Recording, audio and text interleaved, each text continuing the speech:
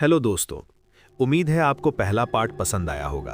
तो चलिए बढ़ते हैं इस कहानी के दूसरे भाग की तरफ। अमन के गायब होने के 6 महीने बाद उस पहाड़ी रास्ते का नाम लोगों ने बदल दिया था। अब उसे मौत वाला मोड़ कहा जाता था।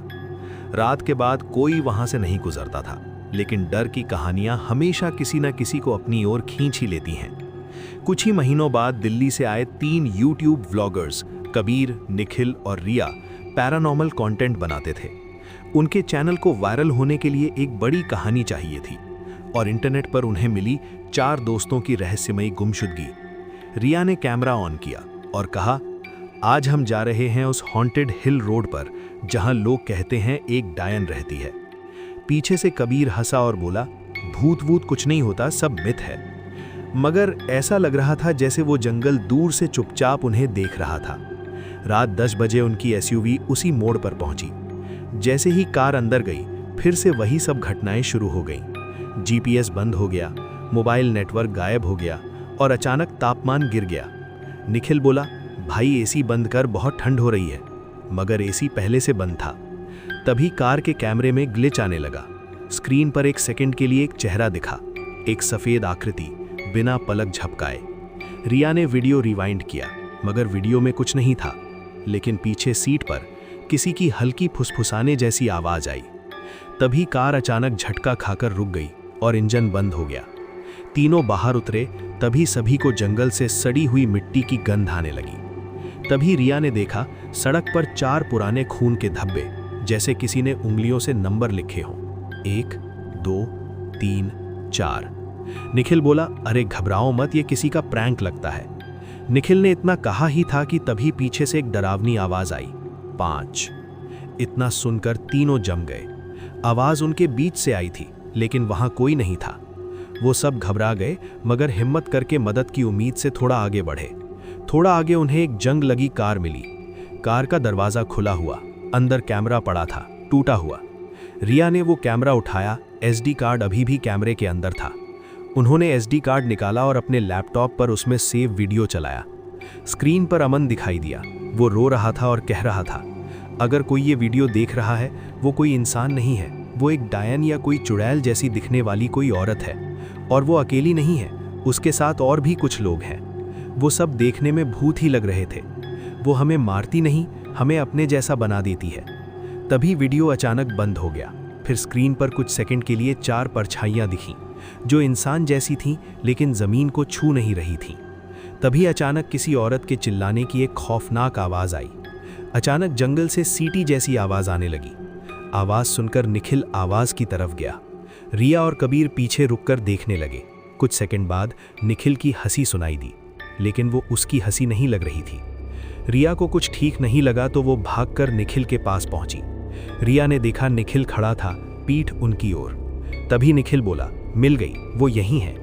जैसे ही वो मुड़ा, उसकी आंखें पूरी काली थीं और गर्दन धीरे धीरे 180 डिग्री घूम गई। कबीर चीखा।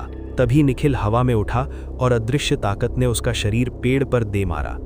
टक्कर इतनी जोरदार थी कि निखिल तुरंत बेहोश हो गया और उसका खून नीचे बहने लगा। पेड़ की छाल खुद ब खुद कटने लगी और कुछ लिखा हुआ दिखने लगा। रिया और कबीर ने पास जाकर देखा तो वहां लिखा था 5। रिया और कबीर भागते हुए झोपड़ी तक पहुंचे। वही पुरानी झोपड़ी। अंदर दीवारों पर अब 4 निशान थे और बीच में 4 परछाइयां खड़ी थीं। धीरे धीरे उनका आकार साफ हुआ। वो सब कोई और नहीं, वही 4 दोस्त थे, विकास, राहुल, सौरभ और अमन।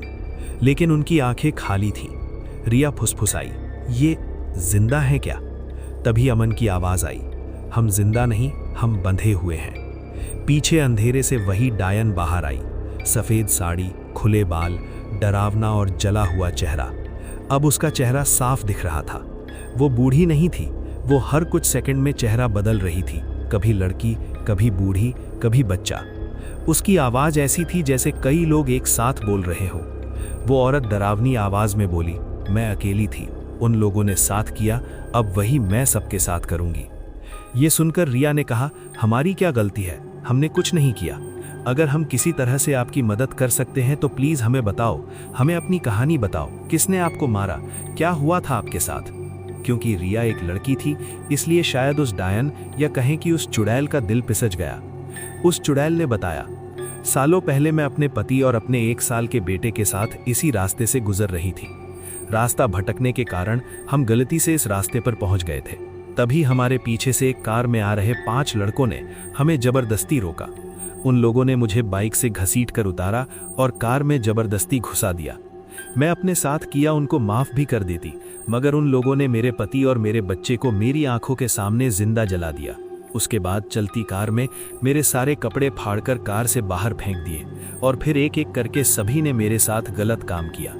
फिर जब उनका मन भर गया तो इसी जगह आकर एक पुरानी झोपड़ी में मुझे ले गए। उस झोपड़ी में भी एक अधेड़ उम्र का आदमी रहता था। मुझे बिना कपड़ों के देख उसकी भी नीयत बिगड़ गई।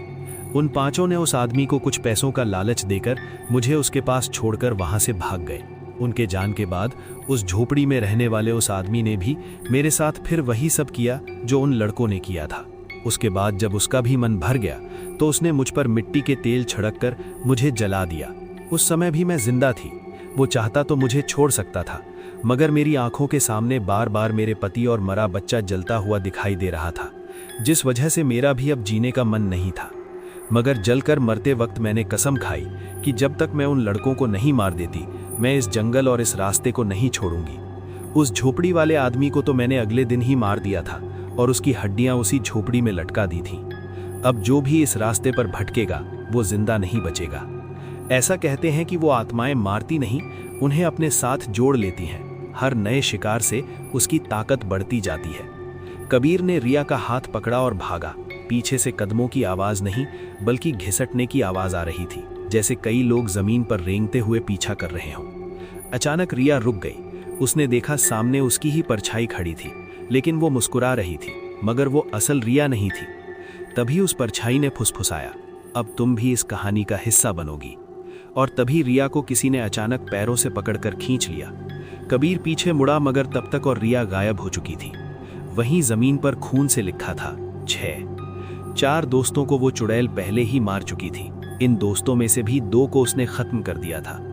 अगले दिन सुबह सड़क पर सिर्फ कबीर मिला। वो पागलों की तरह कभी हंस रहा था, कभी रो रहा था। उसने सिर्फ एक बात कही, वो हमें जाने नहीं देगी, वो सबको मार देगी। ये अब कोई सड़क नहीं, उसका घर का है। कबीर को जिस हॉस्पिटल में ले जाया गया था, उसकी अगली रात सीसीटीवी में जो रिकॉर्ड हुआ, उसने सबको हिला के रख दिया। कबीर हॉस्पिटल की खिड़की से बाहर चला गया, जैसे कोई उसे बुला रहा हो, और अचानक खिड़की से 7 मंजिल नीचे कूद गया। इस घटना के बाद भी शायद उस चुड़ैल का मन नहीं भरा था, क्योंकि अभी तक असली गुनहगार आजाद घूम रहे थे। कहते हैं, पहाड़ी सड़क पर धुंध के बीच अब 6 परछाइयां चलती दिखाई देती हैं। तो दोस्तों, आज के लिए इतना ही। इस कहानी के तीसरे पार्ट में हम खुलासा करेंगे उस चुड़ैल की असली कहानी का। तो बने रहिए और इस कहानी के तीसरे और अंतिम पार्ट के लिए वीडियो को लाइक करें और कमेंट में लिखें जय श्री राम। मिलते हैं अगले एपिसोड में।